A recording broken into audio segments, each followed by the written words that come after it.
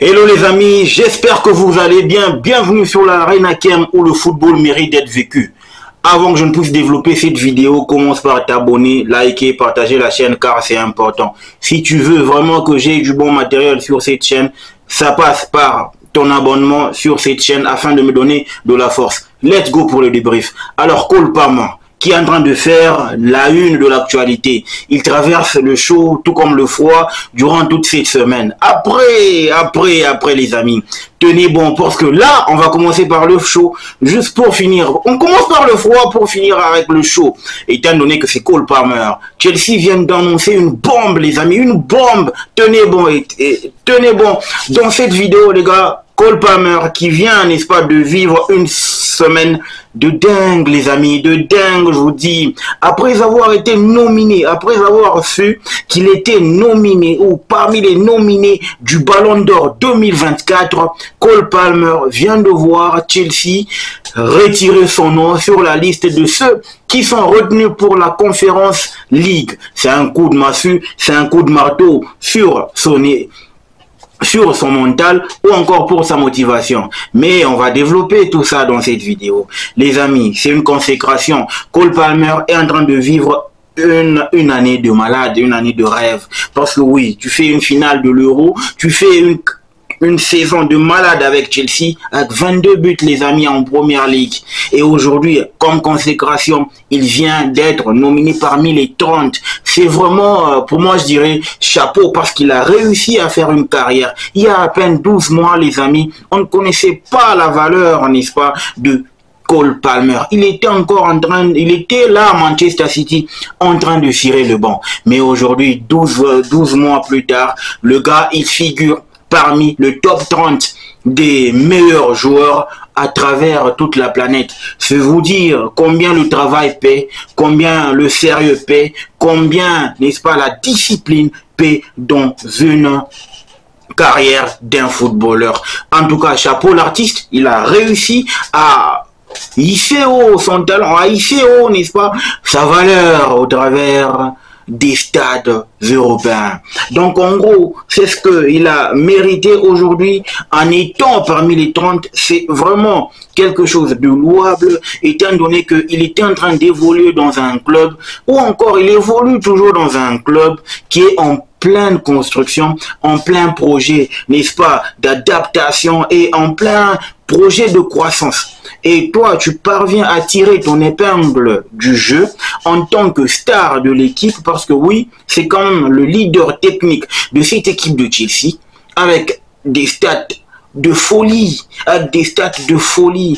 Ça veut dire que d'un côté, il y a quand même si on peut ne pas reconnaître le projet actuel de Chelsea, mais on sent qu'il y a quand même un joueur qui a réussi à tirer son épingle du jeu. Il y a quand même un groupe, un collectif qui a aidé un joueur à aller de l'avant, qui a aidé un joueur à figurer parmi les meilleurs. Donc, en gros, on peut pas dire que le projet, il est foireux. On peut pas dire que le projet, il est douteux, étant donné qu'il y a un joueur qui tire quand même l'image du club, du football international. Parce que là, franchement, on peut aussi rêver pour aller loin et dire, au vu de ce qu'il a produit durant toute la saison et de ce qu'il est en train de produire durant toute cette saison, parce que je signale, Kevin De Bruyne n'est pas là, mais Cole Palmer est déjà 4 passes décisives et 1 but en Première Ligue. S'il continuait sur ses stats, sur cette lancée, ça voudra dire qu'on peut espérer un top 10 du Ballon d'Or pour Cole Palmer.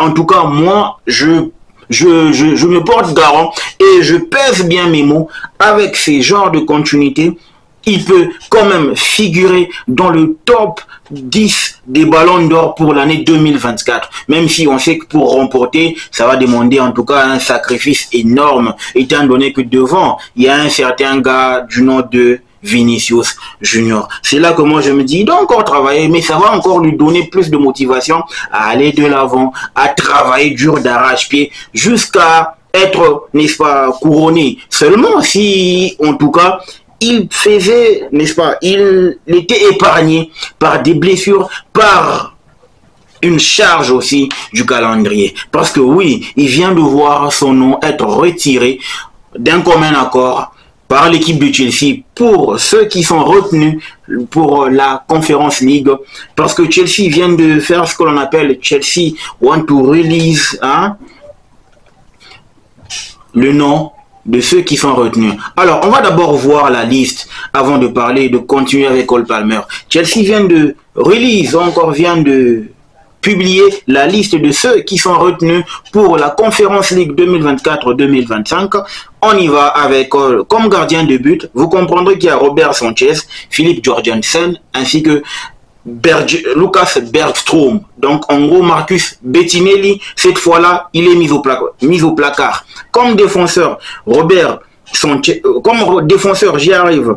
Axel Disasi, Marc Cucurella, Tozin Adarabioyo, Benoît Badiachile, Rhys James, Malo Gusto, Renato Veiga. Vous comprendrez qu'un certain gars du nom de Wesley Fofana n'est pas sur la liste. On y reviendra.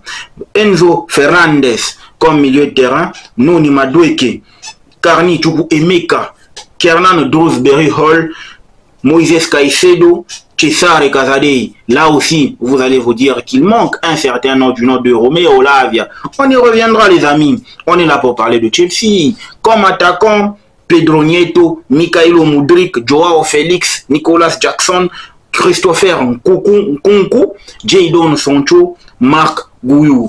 Et enfin, vous savez, il y a une loi parce qu'il faut obligatoirement avoir des joueurs qui proviennent du club ou formés au club. Là, on a Josh Achampong, Keanu d'ailleurs, Harrison McMahon, ainsi que Max Merrick. Donc, en gros, c'est là la liste, n'est-ce pas, de ceux qui sont retenus pour la prochaine Conference League, étant donné que Chelsea est qualifié. On a 6 matchs à jouer dans la phase de Ligue, donc il n'y a pas de phase de groupe, c'est la phase de Ligue. En gros, on a 6 bons matchs à jouer et je pense que c'est vraiment à la portée de Chelsea. On va pouvoir se qualifier au prochain tour beaucoup plus facilement, même avec ces joueurs qui figurent sur la liste. Maintenant, revenons-en aux faits. Pourquoi est-ce que Cole Palmer n'est pas, n'est-ce pas, sélectionné sur la liste? En gros, on a Cole Palmer, Wesley Fofana, ainsi que le Romeo Lavia. Pour Cole Palmer, j'ai sondé, j'ai fait mes recherches. En tout cas, voici ce que mon ami Fabrizio Romano dit. Il dit breaking.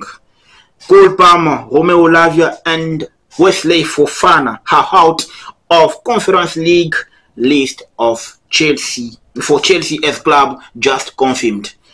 The decision has been made due to load management as Chelsea season could go on until July 2025 with clubs World Cup through taking no risk for new injuries. The list could still be changed in January 2025. Les gars, retenez bien, vous allez vous habituer. On parle du football anglais, on parle de Chelsea. Donc, en gros, un peu d'anglais, ça va faire du bien. C'est la communauté Blues, la communauté Premier League, la communauté Chelsea. Allez, let's go. En gros, on dit Chelsea, d'un commun accord, ok, vient de retirer les noms de Romeo Lavia, Wesley Fofana et Cole Palmer. Pourquoi? C'est juste une question de management. Il faut savoir les gérer. Étant donné, on sait très bien que ces trois-là, en tout cas, les blessures les guettent. Hein. On commence à voir que Cole Palmer, ces derniers temps, il a tendance à toucher. C'est le début des ligaments. C'est le début de quelque chose. En gros, l'équipe médicale a vu et a alerté le board. Alors, on a pris la décision de ne pas prendre de risque, étant donné que la liste pourrait changer à partir de janvier 2025, étant donné que l'UEFA permet à ce qu'on puisse modifier la liste pour qu'on puisse rajouter d'autres joueurs afin d'étoffer l'ossature. Donc, en gros, c'est là les questions. Pourquoi on évite de prendre des risques inutiles, les amis? Parce que oui, avec, je le réitère encore une fois, avec ce groupe, Chelsea est en même de pouvoir se qualifier au prochain tour très aisément, très facilement, pour pas manquer du respect, je dirais même plus facilement, parce que moi je dis Chelsea part ultra favori de cette compétition, même si il faut respecter les adversaires. Alors, la question qu'on se pose tous, est-ce que Cole Palmer est réellement blessé ou soit c'est juste une question de prévention? Moi, je pense que c'est juste une question de prévention. Pourquoi? Chelsea a également une Coupe du Monde de clubs à jouer, une Coupe du Monde des clubs à jouer. Vous savez très bien que le format de la Coupe du Monde des clubs a changé. Donc en gros, on aura des poules 32 clubs, les amis. C'est pas possible. Le calendrier il est rallongé. Vous savez, c'est pour ça que je pense que Chelsea a préféré avoir un Cole Palmer qui te joue minimum un match la semaine. Là, au moins, on le gère très bien, on le gère très facilement. D'où le fait de protéger son joueur, d'où le fait, n'est-ce pas, d'avoir un collectif qui rôde de manière optimale. Parce que on a n'oubliez pas, il y a notre capitaine qui abandonne toujours ses siens, Reece James. Donc, en gros, c'est beaucoup plus facile de les gérer. Il faut pas non plus être trop surchargé. Moi, je trouve que la décision, elle est sage parce que ces trois cadres, Romeo Lavia, Wesley Fofana ainsi que Cole Palmer, les trois cadres doivent se reposer. Si on veut faire une Coupe du Monde des clubs aussi rayonnante, une Coupe du Monde aussi réussie, même si je dis qu'on ne partirait pas forcément favori, mais il faudrait que nous fassions une Coupe du Monde des clubs avec sérieux. Pourquoi pas viser les demi-finales? C'est aussi important. Pourquoi? Pour renflouer les caisses, ça passe par avoir une bonne gestion de son effectif.